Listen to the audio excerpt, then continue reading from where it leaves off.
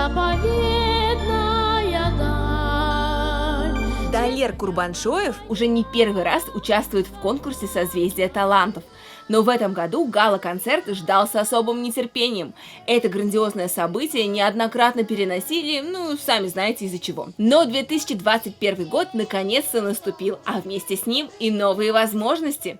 Мне кажется, такие конкурсы нужны, чтобы практиковаться, чтобы был какой-то вызов у певца будущего. В этом году отборочный этап конкурса «Созвездие талантов» проходил в новом онлайн-формате. Ребята записывали видео своих творческих номеров и отправляли на суд жюри. А дальше с финалистами уже работали наставники. Это видные деятели искусств нашей республики. Вместе с подопечными они создавали эффектные выступления для главного события. Для меня это было счастье, и мне было легко, потому что я очень люблю детей и сама преподаю вокал. И у меня в команде были 3 девочки, они все были очень талантливые, очень понимающие. Мы занимались с ними только онлайн, но несмотря на это мы очень много почерпнули, и я смогла им объяснить то, что хотела. В конкурсе принимают участие юные таланты в 8 номинациях.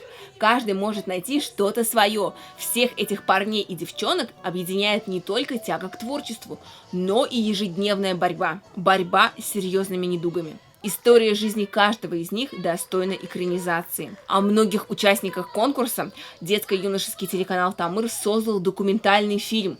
Вот, например, о Ладе.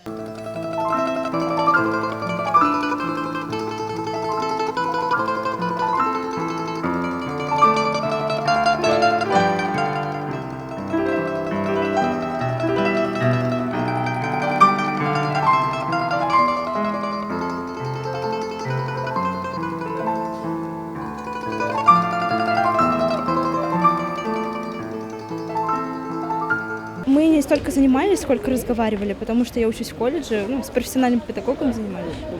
Он скорее советы давал. Лада стала обладательницей самого крутого титула Гран-при.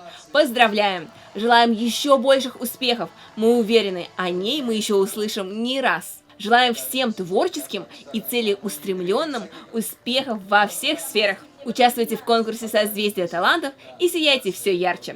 Татьяна Никитина, Ренат Кашапов специально для Горы новостей.